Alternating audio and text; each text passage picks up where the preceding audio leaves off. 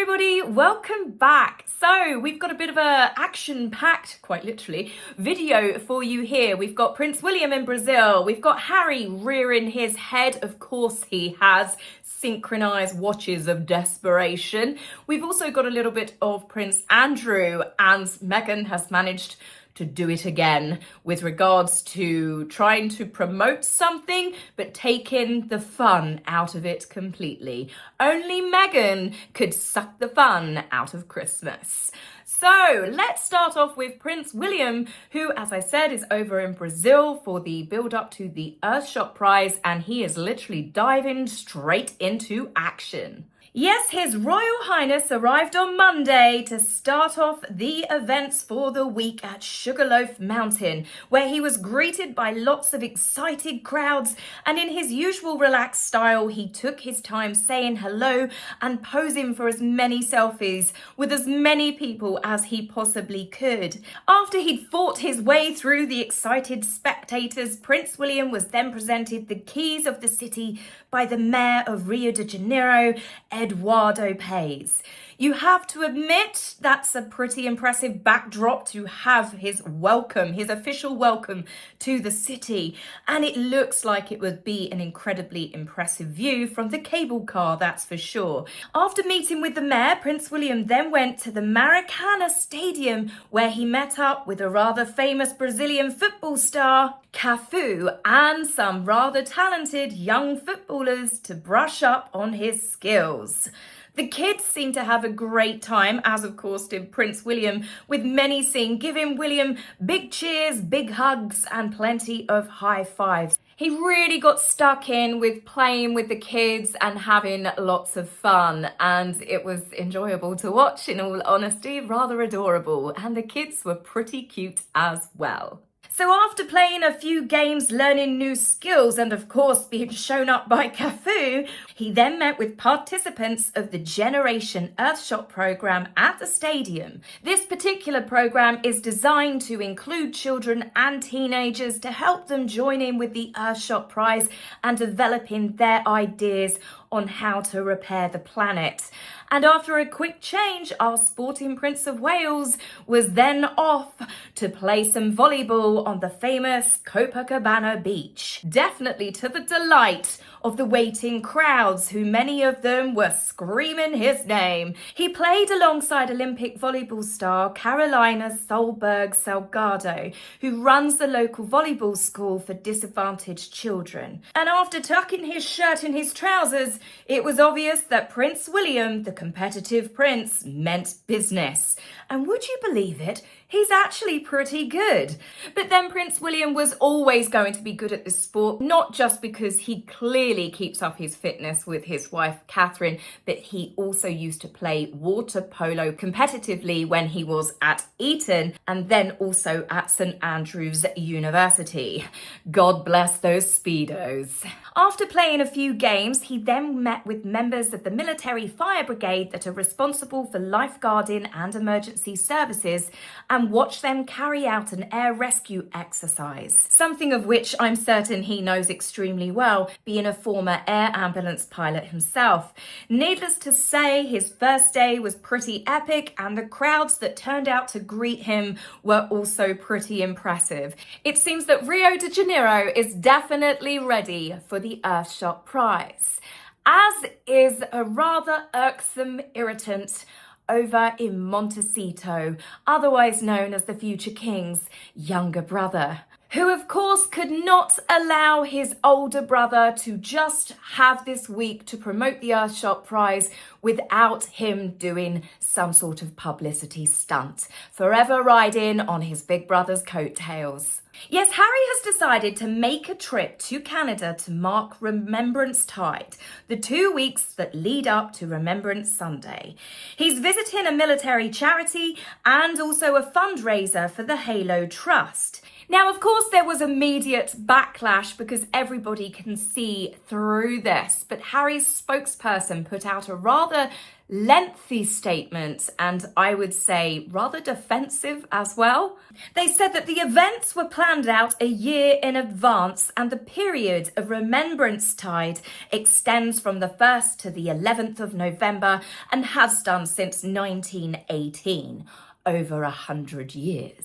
So you can get the tone of this already. But even in that statement, it says that it runs from the 1st to the 11th of November. So why did Harry pick the exact same dates that the Earthshot Prize was going to land? Well, apparently he didn't pick the dates. The charities were the ones that picked these dates. I'm pretty certain that they would check Harry's availability, and I wouldn't put it past Harry to say, these are the only dates that I'm available for. Now, also in this statement, the spokesperson makes a swipe to do with Harry's security. He added that the Duke is not afforded the same level of security and protection as other working members of the royal family.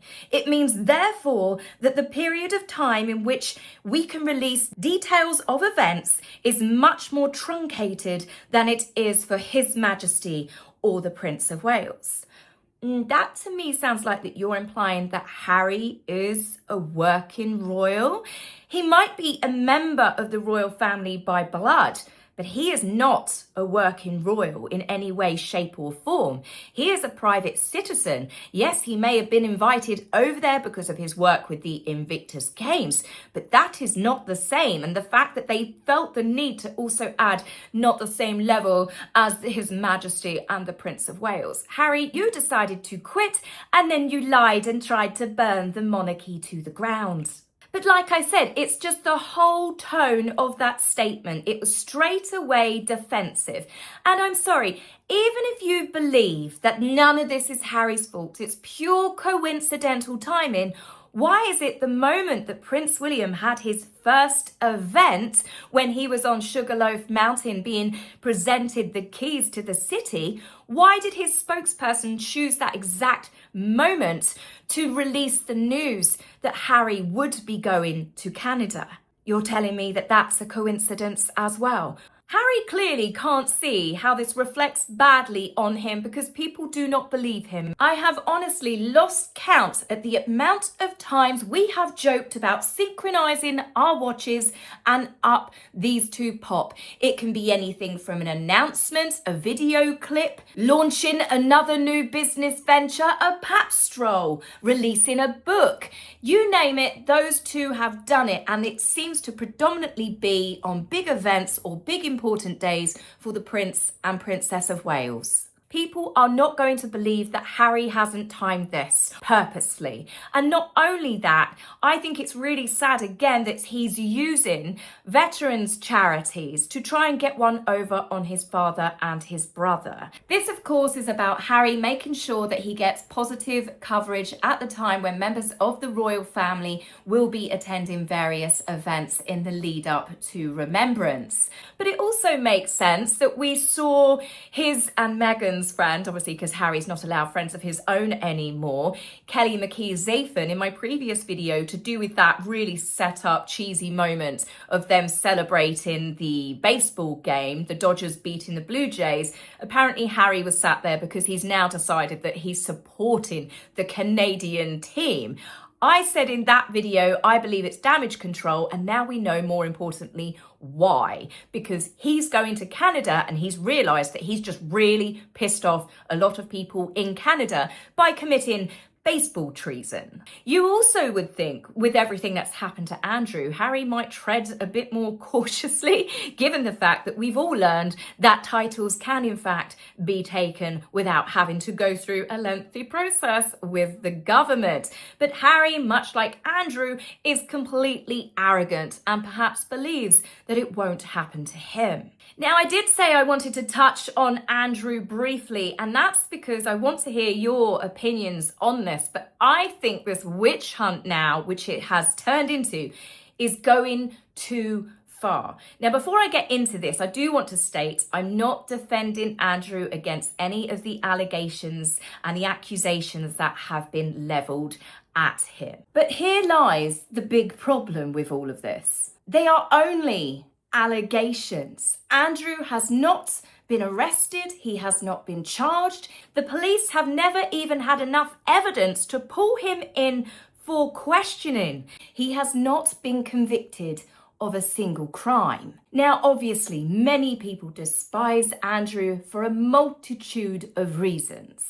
In fact, I have spoken to so many people over the last few years when people find out that I talk about the royal family on YouTube, the amount of people that have told me stories where they have met Andrew over the course, various stages of his lifetime. And you know, the majority of people come back and say that he's conceited, he's pompous, he's arrogant, he's rude, he has a massive chip on his shoulder, and he definitely has a superiority complex.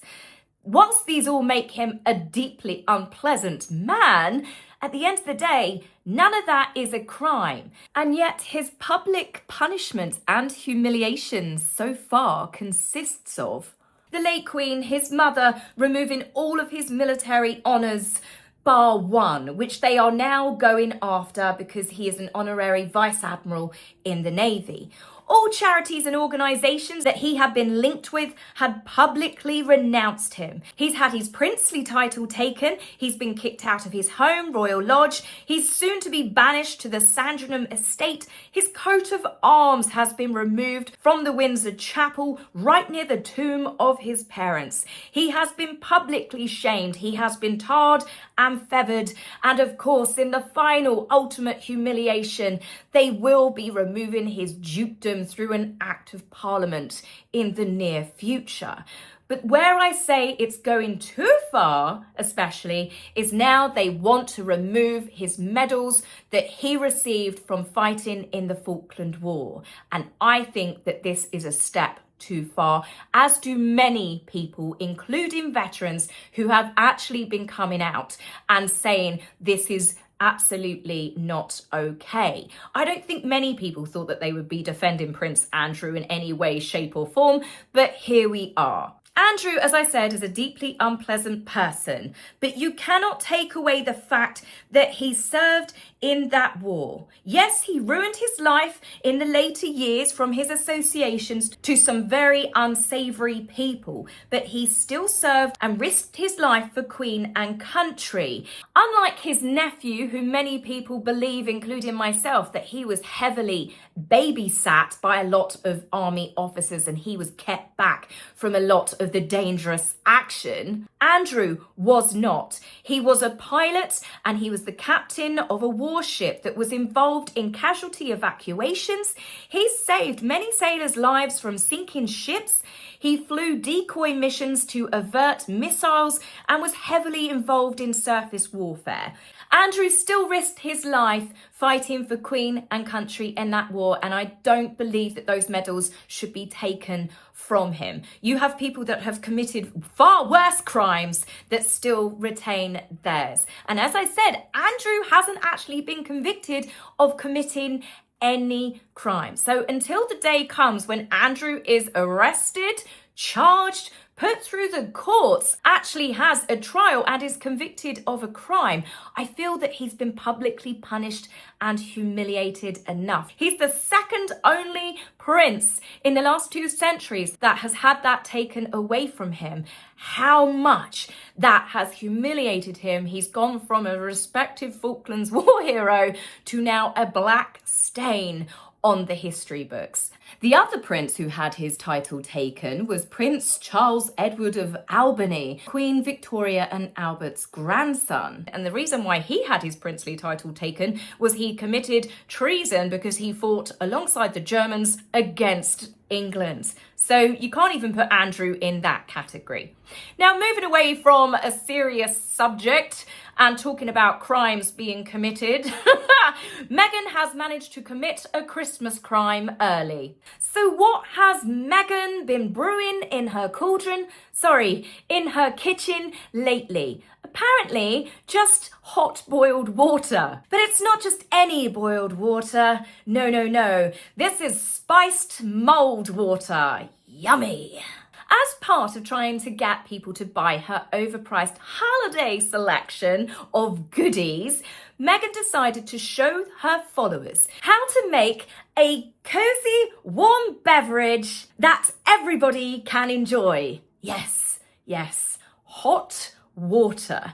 So she adds to this boiled water her $16 mulled spiced bag. But don't worry, if you needed a little bit of flavour in your hot water, she then adds a dash of her $32 honey. This isn't for the peasants, people. This is luxury holiday treats. Now she goes on in her usual style to say, but you can add a spirit if you want a bit more of an adult drink. She's just so naughty to even suggest that you could have your mulled spice kit added to things such as, I don't know, maybe red wine or cider, or even if you do not want to make an alcoholic version of those drinks, you can easily buy non-alcoholic wine or cider. Or if you prefer a more family-friendly option with actual flavour, you can in fact just use apple juice. $16 for that herbal tea bag. Oh yeah, and that doesn't include postage or packaging. It makes you wonder, who is her target audience exactly? You'd have to be drunk to honestly, consciously order any of that stuff.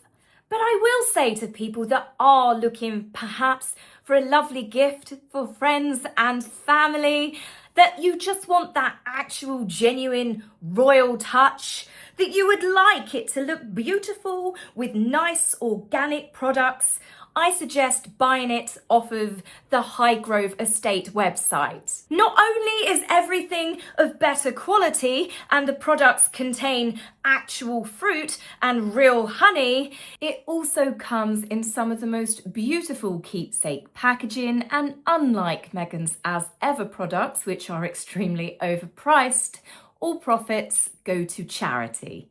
This is, after all, who she's trying to rip off. But only Meghan Markle, in her quest for finding the joy in everything, could honestly strip the fun out of one of the most famous Christmas drinks. Watch out, people, because I reckon next she'll be telling people how they can make cinnamon, nutmeg, sugar and alcohol-free vegan eggnog. Perhaps I shouldn't be giving her ideas. Anyway, guys, on that note, I will be back with you very soon. And another thought, no wonder Harry looks so miserable all of the time. She can even take the fun out of the holiday season. I will be back with you guys very soon. Take care for now. Bye.